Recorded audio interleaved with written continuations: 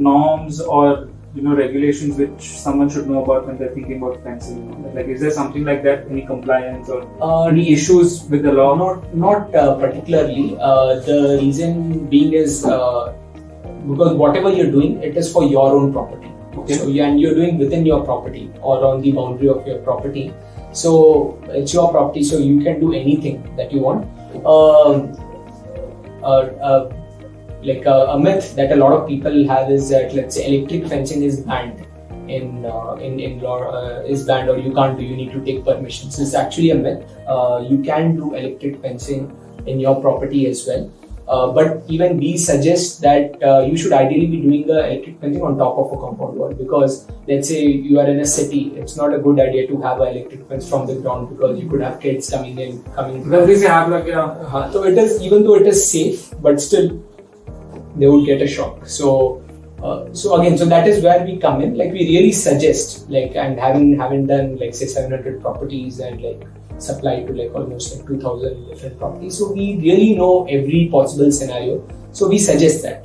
And another thing about us is like the main reason why we feel is that we are in this industry to educate people, because there is no one to educate people with regards to fencing. Mm-hmm. So even if you go to our website, justfence.in, we have created an encyclopedia of fencing where all the resources are available free of cost. So literally all different types of fencing based on the properties and all this kind of everything is in a very transparent manner. So the information is out there, and we never force our customers that you need to kind of do with us or anything like that. So it's a very flexible model. You pick and choose what you want. You want us to do the execution, we will do that. You want us to just supply, we supply to a lot of places across India. We supply. Or you just want consultancy, we are always there. We are just a call away. You can just call us and we will guide you. We even give you design support also. We have civil engineers who will give you CAD diagrams and so forth. Okay. So a lot of viewers at home now are architects and civil engineers. So what would you suggest them in terms of incorporating fencing in their projects, or how should they think about this? Yeah. So this is a trend. What we have started seeing is that people are more and more going for very like innovative fence concepts as a part of the elevation, or as a part of let's say even the outer boundary as well. Like for example, even in Bangalore, if you walk into pubs, what you will see is those meshes inside the image perforations. Perforated sheets and things of that sort. So fences are becoming very cool, not just from a security point of view, but even from an aesthetic point of view. So from an architect or a civil contractor point of view, like you can incorporate, and we have a separate range with regards to that, where we have a lot of interesting concepts which add to the aesthetics as well, in a variety of materials, not just your metal, aluminium. Like we have even in polymer base, almost like 10 to 15 different types of materials. So there are almost like 20-30 different architectural fences that we have, which can actually improve the aesthetics of a place. Interesting. Okay. So moving on to the next part, you started Just Fence from a security perspective, and of course, like you told some really interesting stories. But moving on, right? So why should a homeowner who already has a home care about Just Fence? So can you tell? Do you have something for a homeowner who already has a property? What can Just Fence do for him?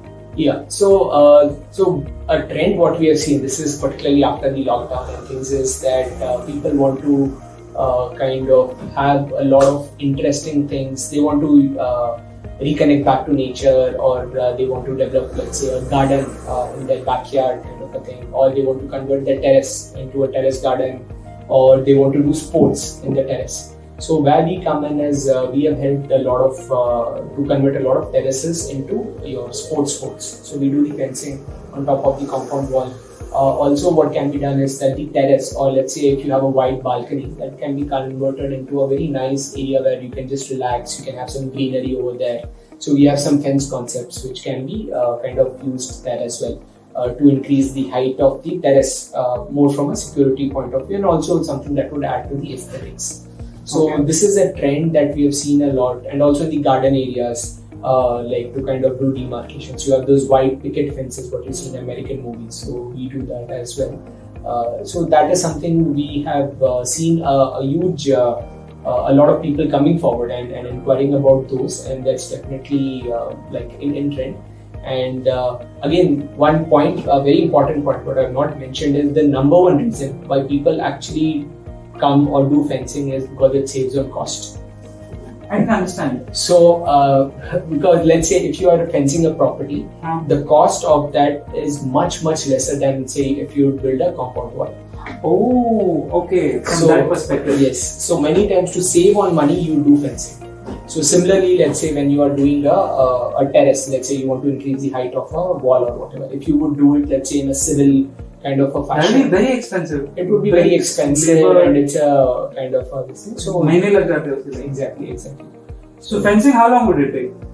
Again, depending on the size of the property, but it could take as less as, let's say, a day to, let's say, a maximum of a week or so.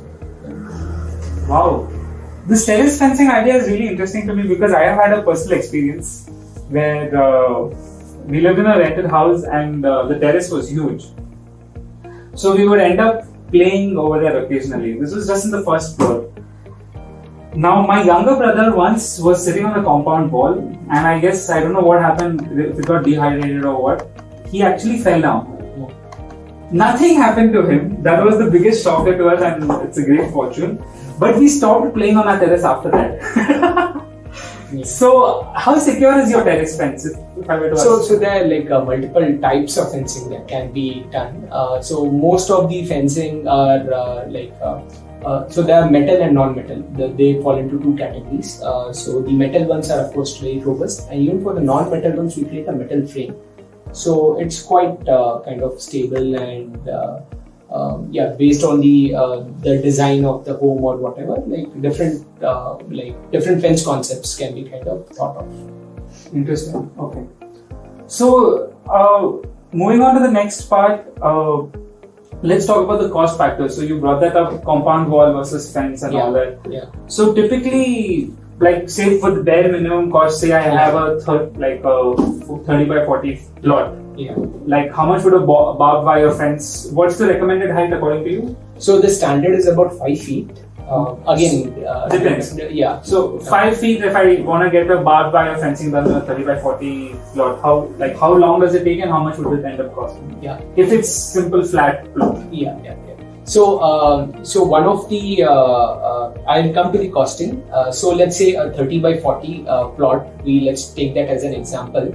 By the way, the larger the area, the cheaper the fencing gets, and that's a different. There's another reason for that. I'll maybe touch upon that later on. But let's come back to this example of say a 30 by 40 plot where you're doing. So we charge on a square feet basis. That is square feet of the fenceable area, not your land area kind of a thing. So let's say for a 30 by 40 plot, so we would add the dimensions. So that is 30 plus 40 into 2. So about 140 square feet into a height of 5 feet. About 700 square feet of fencing is what you would be needing. So it would roughly come about, let's say, into 49 rupees. Around 35,000 rupees is all inclusive. That's your material, labor, installation, all wherever. Anywhere in and around Bangalore. Yeah.